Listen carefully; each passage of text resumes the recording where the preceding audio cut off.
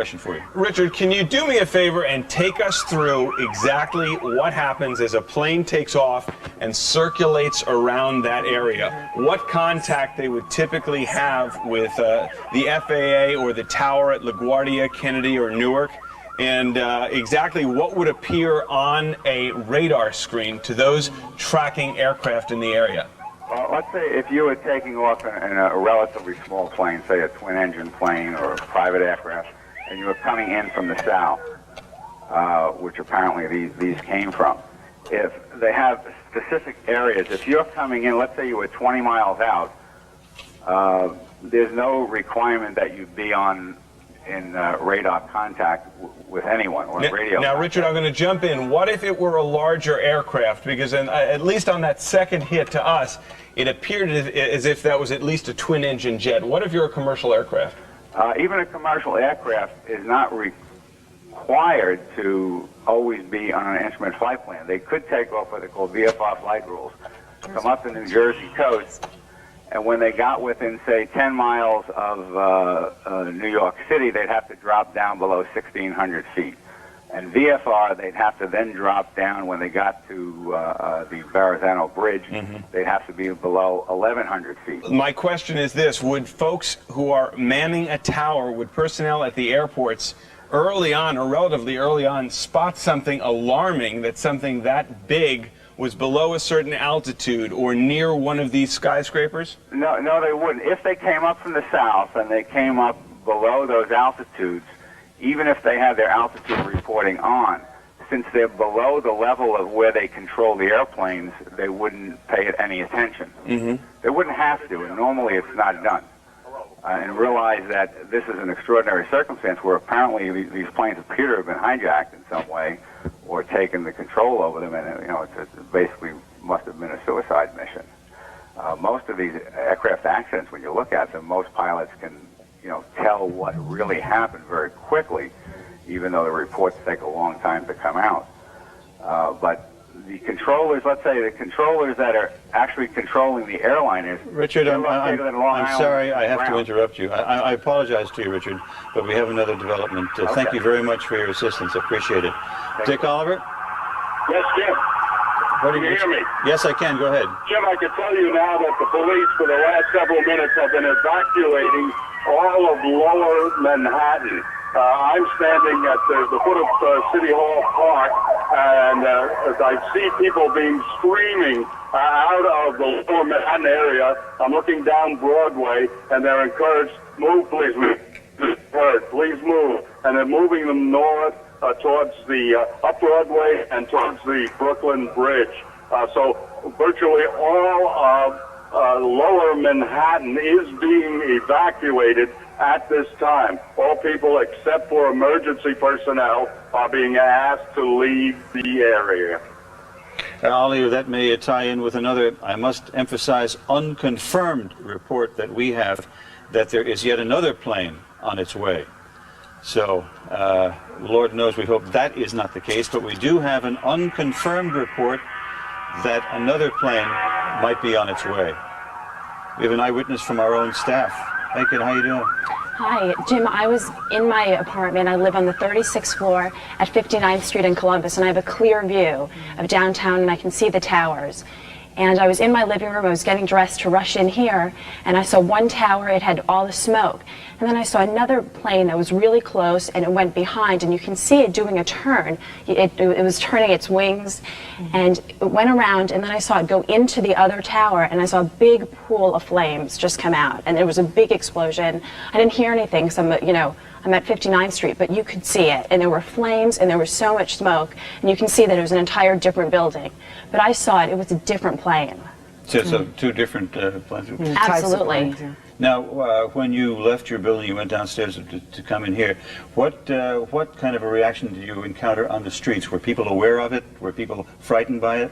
Absolutely, people are aware of it. I mean, just walking here, I was hearing people saying, it was one plane, it was two plane, and everyone was hearing sirens. And people, I know people were trying to use their cell phones. No one could get a cell out. And my taxi driver was talking about it.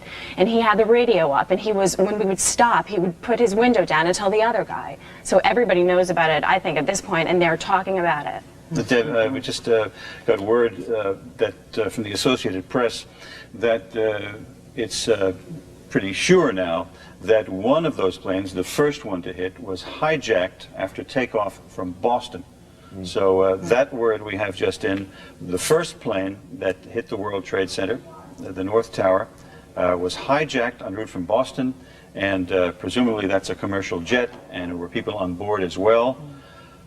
So this is nothing but a terrible tragedy. I'm sorry for interrupting you, Deb. You were That's saying. okay. I can just say that that plane that I saw, the second plane, that was definitely a larger plane. I can't say which kind, but that was not a small plane. That was definitely a large plane. So the first one was large enough, and the second one was much larger. You Well, said. I didn't see the first one. Oh, I can just the vouch for the second one I one. saw, and that one was certainly a large plane. When you saw the plane, though, did you get a sense that it was heading directly for the building? You know, when I saw it, I was thinking, gosh, you know, that's really low. I thought it was part of the, of the recovery effort. And then I saw it, make a turn, and I was wondering what it would be doing, but then I saw it come around and hit the other side, and then huge flames, huge flames. Deb, I'm going to have to interrupt you, I'm afraid, but the dimensions of this catastrophe are growing.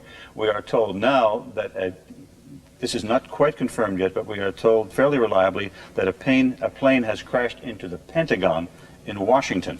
So not only have we had a terrible catastrophe here in New York, where planes crashed into both towers of the World Trade Center, but we are told now that a plane has crashed into the military complex in Washington, the Pentagon, which of course houses the nerve center of all the military operations of this country. So a 1, 2, 3 attack on the United States apparently today. 2 here in New York and 1 in Washington at the Pentagon. There you see a live picture from Washington. We would have to guess that that smoke is emanating from the Pentagon in the background. So the military nerve center of this country has been attacked by terrorists. And because of that, we are told that the White House has now been evacuated. Explosions at the World Trade Center here in New York, where 2 planes slammed into the buildings. I would imagine. Okay, that's the picture in Washington. So now we can say with certainty that there have been at least 3 attacks on visible symbols of our country. 2 here in New York and 1 in Washington. You're looking at 2 different views of the World Trade Center, where planes, first one tower and then another plane, a larger plane, into the other tower, crashed just before and after 9 o'clock, and then just moments ago a 3rd plane crashed into the Pentagon, which as you know houses the nerve center of our military might, and that certainly is an unprecedented attack upon this country.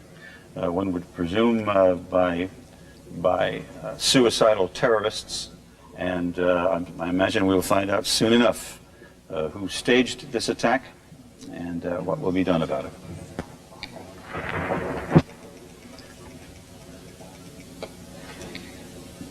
We're getting something on the wire also about the stock exchange, which planned to open this morning at 10. Is delaying a half an hour, so we've got developments all over the place. And I don't know about your computers now. I'm starting to have a problem with my computer. It is just randomly jumping from one story to the other. Given going forward, as there are, I think, stories are incoming on a very rapid basis. So that would be the. Given what we're seeing at this point, I would imagine major buildings in major cities, from the Sears Tower in Chicago to other symbols, as you mentioned, Jim, in Washington and Boston, I would imagine are all going to be on high alert, if not evacuated in Washington. The West Wing of the White House and the Capitol building have both been evacuated. Okay, so in Washington, just to recap now, on this terrible, terrible day, here in New York, you happen to be looking at a picture in Washington, so we'll start with that. That's in Washington. A plane has struck the Pentagon in Washington, and that, of course, houses our military nerve center, and that has taken place, and the Pentagon now obviously being evacuated. The West Wing of the White House is being evacuated. And here in New York, 2 terrorist attacks on the World Trade Center. A plane deliberately smashed into the upper floors, first of one tower, and then several minutes later, the other tower. 2 large planes. We understand the second one, or the first one rather, was hijacked from Boston and presumably loaded with passengers. So as a consequence of these, question for you. Richard, can you do me a favor and take us through exactly what happens as a plane takes off and circulates around that area? What contact they would typically have with the FAA or the tower at LaGuardia, Kennedy, or Newark? And exactly what would appear on a radar screen to those tracking aircraft in the area? Well, let's say if you were taking off in a relatively small plane, say a twin-engine plane or a private aircraft, and you were coming in from the south, which apparently these came from. If they have specific areas, if you're coming in, let's say you were 20 miles out, there's no requirement that you be in radar contact with anyone or radio. Now, Richard, I'm going to jump in. What if it were a larger aircraft? Because at least on that second hit to us, it appeared as if that was at least a twin-engine jet. What if you're a commercial aircraft?